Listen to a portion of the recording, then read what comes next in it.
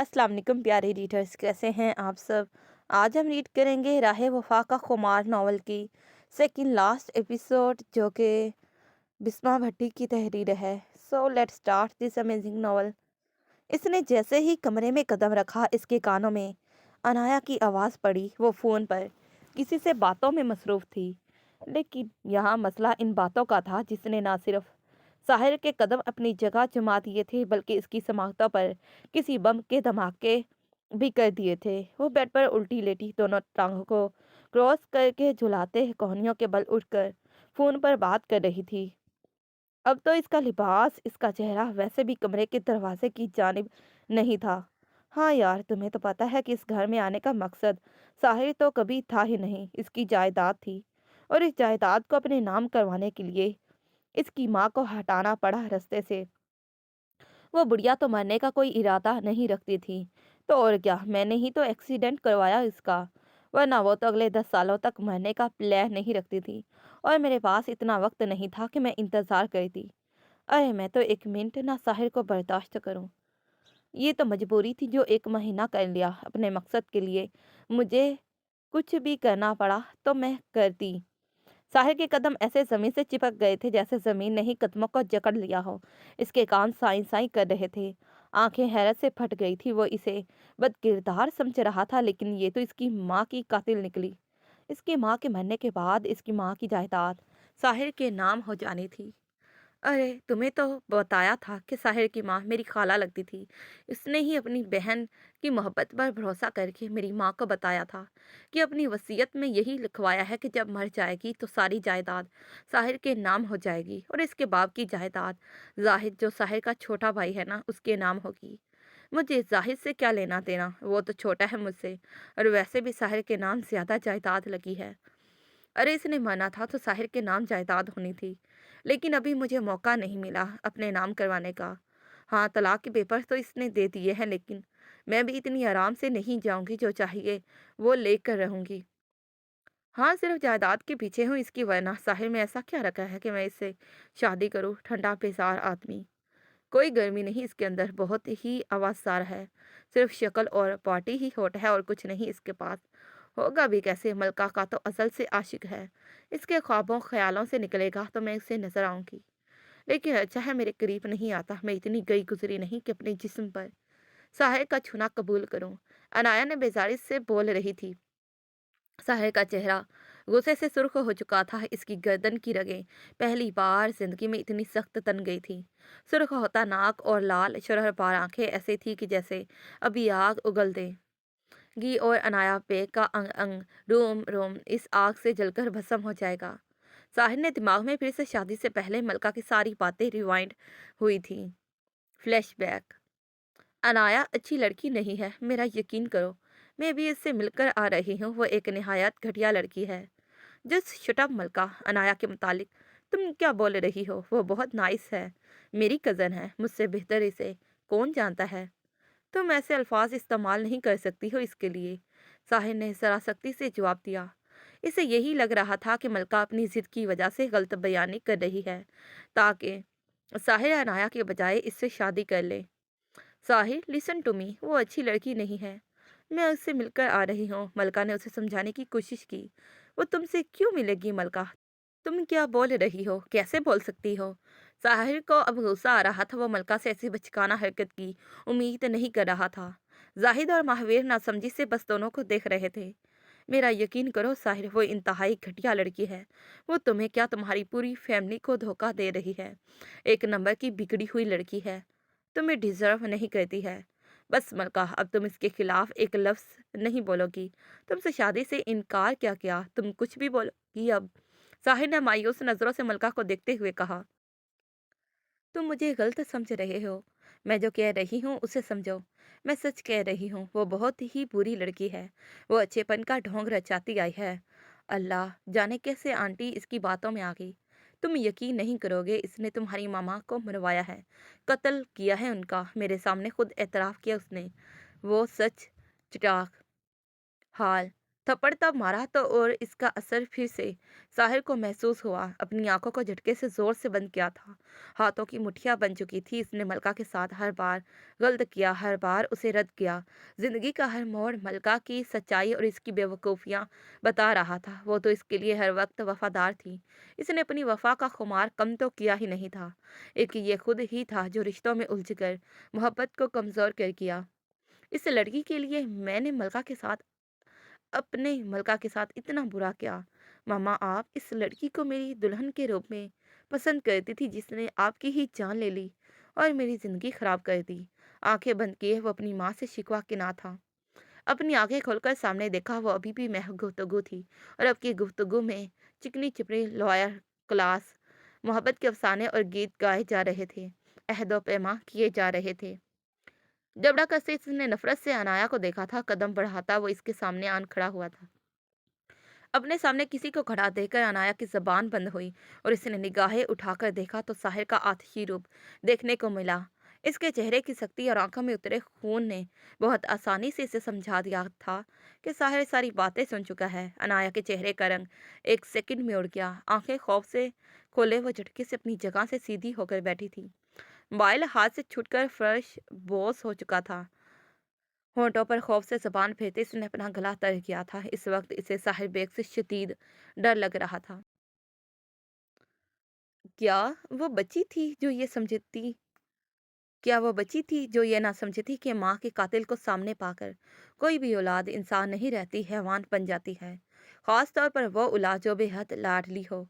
साहिर ने इसके बाजू झटके से पकड़कर अपने मुकाबिल किया। वो बैठे बैठे ही इसकी सख्त गिरफ्त में मचल कर घसीटते ही इसके पास हुई। चेहरा हवाइयाँ उड़ा रहा था। इतना बड़ा धोखा! तुमने मेरी मामा को मरवाया। मैं तुम्हें एक ना समझे बेवकूफ़ लड़की समझ रहा था जो बिना सोचे समझे गलतियां करती है, लेकिन ये नहीं पता था कि तुम इतनी घटिया किरदार की मालिक हो कि तुमने मेरी माँ को मरवा दिया।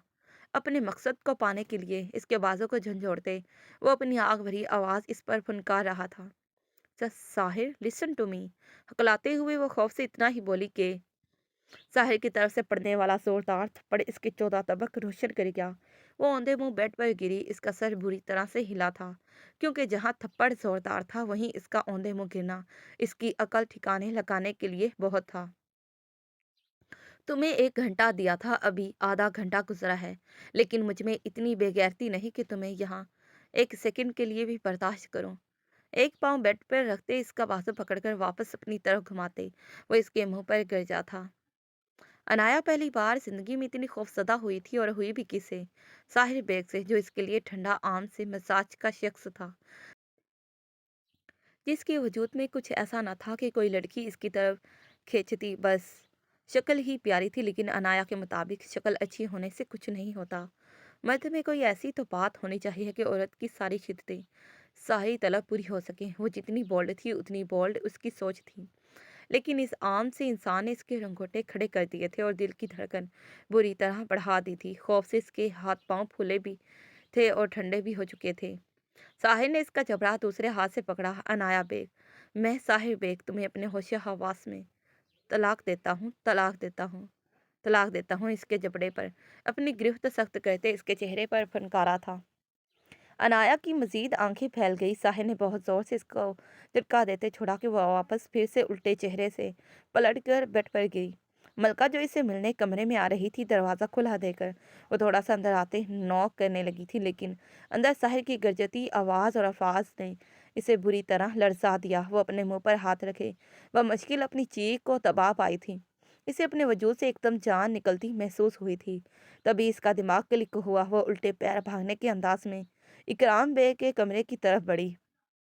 अंकल जी, जल्दी चलें। वो साहिब, वो बहुत गुस्से में है, इसने अनाया को तलाक दे दी है। वो हाँफते कांपते घबराते दरवाज़ा धकेल कर बोली थी। इकराम बेग, जो अपने बेड पर बैठे किताब पढ़ रहे थे कि यूं अचानक मिल्का के आने और इसकी बात ने इनको भी शॉक कर दिया था। क्या? वो किताब साइड पर रखते जल्दी से उठे और इसके साथ हुए। दोनों भागते हुए साहिर के कमरे में पहुंचे तो सामने के मंजर ने इनके पैरों के नीचे से जैसे जमीन खींच दी थी। साहिर ने इसकी गर्दन को अपने हाथ की आईनी गिरफ्त में लिया हुआ था। साहिर, छोड़ो इसे। इकराम बेग जल्दी से आगे बढ़े। मलका भी इनके पीछे हुई। दूर हटो साहिर, इकराम बेग ने इसके कंधे से पकड़कर गुस्से से कहा। मैं इसे जान से मार दूंगा, ये मेरी मामा की कातिल है, मुझे कोई ना रोके। दूसरे हाथ से इसके बाजू पर गिरफ्त किए वो चीखा था। गुस्से नफरत से इसका चेहरा बेहद सुर्ख था। चोर की आवाज पर जाहिद भी भागता हुआ अपने कमरे से साहिर के कमरे में आया था। सामने के मंजर ने इसे बुरी तरह हिला कर रख दिया था। वो शौक के आले में अपने भाई को देख रहा था, जिसके हाथ में अनाया की गर्दन थी और वो नजात के लिए बिन पानी की मछली की तरह तड़प रही थी, मचल रही थी। भाई छोड़े इसे, वो जल्दी से साहिर की तरफ बढ़ा, क्योंकि देख रहा था कि वो इसका भाई इकराम बेग की गिरफ्त में भी काबू नहीं आ रहा था। मैं कहता हूँ छोड़ो इसे, इकराम बेग और जाहिद ने जान लगाकर साहिर को धक्का दिया कि वो कई कदम लड़खड़ाता दूर हुआ और अनाया के गर्दन को आजाद किया। इससे पहले कि वो वापस अनाया की तरफ बढ़ता, मलका तेजी से आगे हुई और इसे काबू में किया। कम से कम वो उसे रोक सकती थी। इसे यकीन था कि वो उसे कुछ गलत करने से रोक सकती थी। अनाया जमीन पर बैठती बुरी तरह खांस रही थी। जाहिद ने जल्दी से साइड टेबल से पानी का जग उठाया, ग्लास में डालकर अनाया को दिया, जिसे वो हाँफते कांपते 2 घूंट ही भर सकी। 2 घूंट से इसका सांस बहाल हुआ था। जाहिद परेशान फक चेहरे से अनाया को देख रहा था। Are you crazy Sahir, Ikram bag ने इसकी तरफ चेहरा करते गुस्से से कहा, जो अभी भी आपे में नहीं था। मुमकिन था कि वो मलका की गिरफ्त भी तोड़ देता। हाँ, मैं हो गया हूँ पागल, मैं इसको जान से मार दूंगा बाबा। वो फिर से इसकी तरफ लपका था कि मलका ने इसके गिर्द सख्ती से हसार करते दूर किया। इसमें मलका की अच्छी खासी मेहनत लग चुकी थी। इसका सांस फूल चुका था उसे काबू में करने में। बस करो साहिर, होश में आओ, पागल मत बनो। अब की बार मलका ने इसे झंझोड़ा था। इसने हम सबको धोखा दिया है। मलका ये इंतहाई घटिया किरदार की मालिक है। इस जैसी बगैरत औरत मैंने आज तक नहीं देखी। इसे कोई हक नहीं है इस दुनिया में रहने का। ये मेरी माँ की कातिल है, इसे मैं नहीं छोड़ूंगा।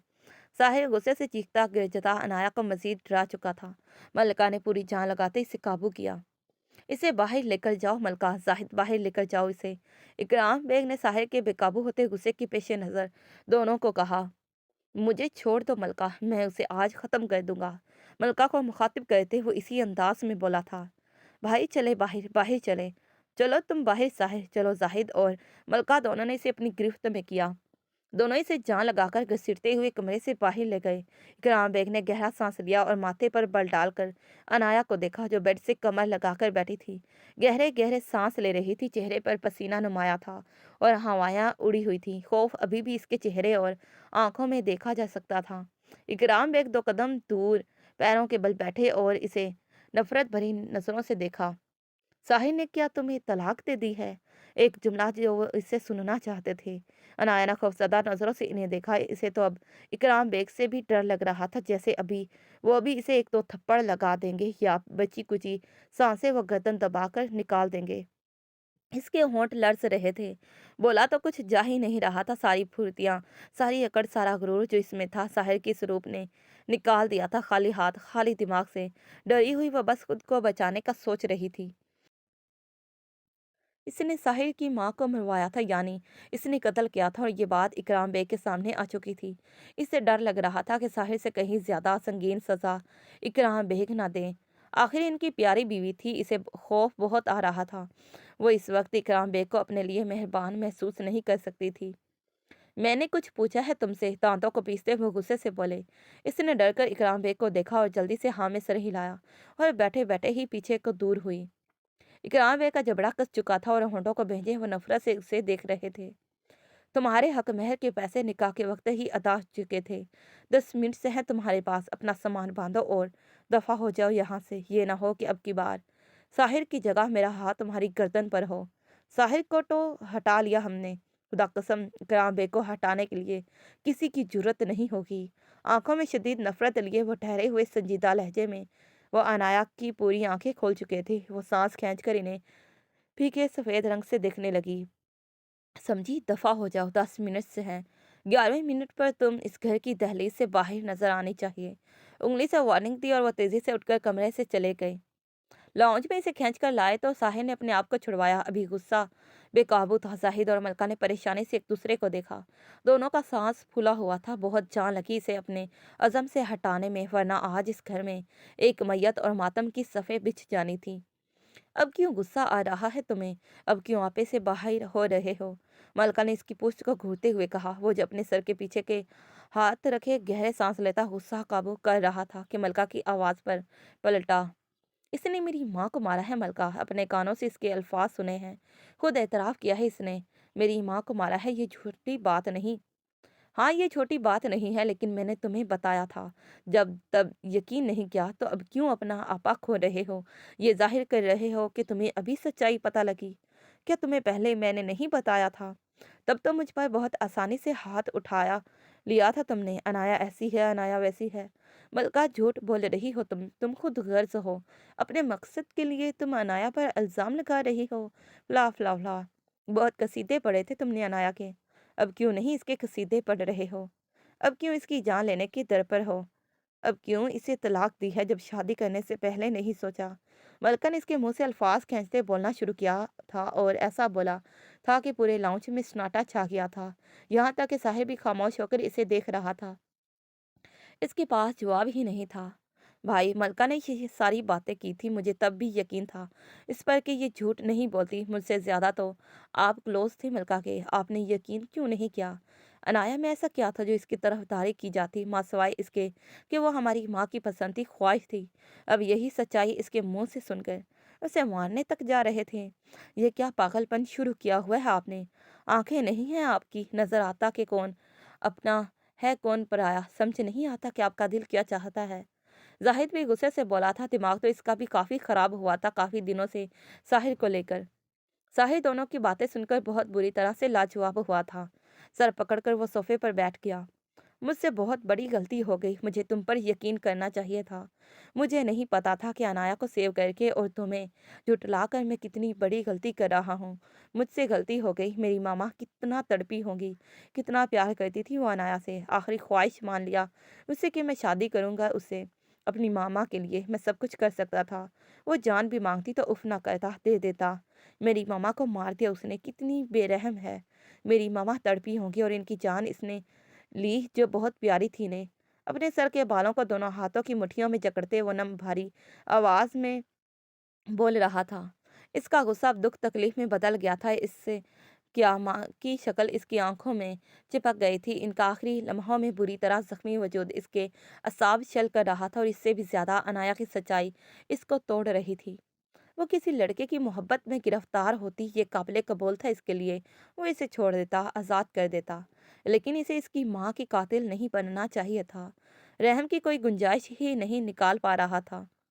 अब रोने का पछताने का क्या फ़ायदा? लॉन्ज में आते इकराम बेग ने सख्ती से कहा। जाहिद और मलका ने इन्हें देखा।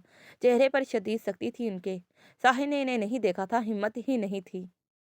अगर मलका तुम्हें ये सब पता लगा तो मुझे बताया क्यों नहीं? इकराम बेग मलका से मुखातिब हुए। मैं आपसे क्या बात करती, मेरे पास सबूत नहीं था अंकल, लेकिन साहिर पर यकीन था, मान था, भरोसा था कि वो मेरी बात का बिना किसी सबूत के यकीन करेगा, मेरा पागलपन या वहम नहीं समझेगा। वह पागल नहीं थी जो ये सच्चाई इस घर के किसी फर्द को बताती, जबकि इसे इस घर में जगह बनानी थी। मुझे इसलिए बताया क्योंकि इसे शदीद चिढ़ थी मुझसे कि साहिर और मलका को सब क्यों अहमियत देते हैं, ये इतने क्लोज क्यों हैं, दूर क्यों नहीं होते, इतनी दोस्ती क्यों है इनमें। मुझे चिढ़ाने सच करने के लिए इसने चैलेंज किया था कि जाओ बताओ जाकर, और साहिर मेरी नहीं सुनेगा। ये इसने मुझसे कहा था, मुझे चैलेंज किया था कि साहिर, क्या कोई भी बेग खानदान का फर्द तुम्हारी बात का यकीन नहीं करेगा? और मैंने दावा किया था कि कोई करे ना करे, साहिर जरूर यकीन करेगा। मलका का गुबार जो सीने में दफन था वो आज निकल रहा था। इसकी फ्रस्ट्रेशन अब बाहर आने को बेताब थी। इकराम बेग ने एक नज़र गुस्से से साहिर को घूरा था जो अभी भी सर झुकाए बैठा था। जाहिद भी खुद को ढीला छोड़ता सोफे पर बैठा था। इसके चेहरे पर अभी भी साहिर पर गुस्से के आसार थे। मलका की हर बात से वो मुत्तफिक था। और साहिर ने क्या किया? खींच कर थप्पड़ दे मारा मुझे। मुझे थप्पड़ मारा, अपनी मलका को थप्पड़ मारा, जिससे बेस्ट फ्रेंड होने का दावा किया इसने, जिसे सबसे ज्यादा ये जानता था, जिसके साथ बचपन से लेकर अब तक हर पल गुजारा, उसे थप्पड़ दे मारा। इसकी सच्ची दोस्त बनकर इसके पास आई थी इसे समझाने की लिए कि ये गलत कर रहा है, अनाया से शादी करके गलती कर रहा है। वो गलत है, इसने आंटी की जान ली है, सब बातें की। लेकिन साहिर की आंखों पर मलका की सच्चाई से ज्यादा अनाया के भोलेपन और اچھے اخلاق کی پٹی بندھی تھی، کیسے مجھ پر یقین کرتا؟ آخر کو وہ خاندان تھی، میں تو بس دوست تھی۔ اس کی میری رگوں میں بے خاندان کا خون تھوڑی دوڑتا ہے جو یہ یقین کرتا مجھ پر۔ ایک سیکنڈ میں مجھے عرش سے فرش پر لاپٹکا۔ ایک بھی بات کا یقین نہیں کیا، اور کیا نہیں کہا اس نے مجھے؟ کیا نہیں کہا؟ کون سی کسر رہ گئی تھی؟ زاہد وہیں تھا، مہاویر وہیں تھا، اس نے خیال نہیں کیا؟ دونوں کے سامنے میرے مان، میرے یقین، میرے بھروسے کی دھجیاں اڑا دی۔ اس کے بعد آپ امید کر رہے ہیں انکل کہ میں آپ کے پاس آتی؟ میرا یقین تو اس نے نہیں کیا جس کا دعویٰ کیا تھا۔ آپ سے کیسے امید رکھتی؟ میری ساری ہمت، سارا احساس، ساری ہمدردی ساحر کے رویے نے ختم کر دی۔ میں کیسے آ جاتی انکل آپ کے پاس؟ میرے پاس کیا گارنٹی تھی کہ آپ یقین کرتے؟ میں نے اس بات کو وہیں دفن کر دیا۔ دوبارہ اس ٹاپک کو چھیڑا ہی نہیں میں نے، بس خود کو بدل لیا، پیچھے ہٹا لیا بے خاندان کے ہر معاملے سے۔ ملکہ بولنے پر آئی تھی تو رکھ رکھ کر ساحر کو اپنے الفاظ سے مارا تھا، شرمندہ کیا تھا، جس کی ساحر بے کو اشد ضرورت تھی۔ اکرام بے کے سامنے آج وہ پہلی بار اتنی تفصیل سے بولی تھی، ورنہ وہ بہت لحاظ سے بات کرتی تھی، بہت ادب و احترام سے بات کرتی تھی۔ آج اس نے سارا کچھ سائڈ پر رکھ کر باتیں سنائی تھی۔ ان ساری باتوں کے درمیان آنکھوں کے گوشے بھیگ گئے تھے۔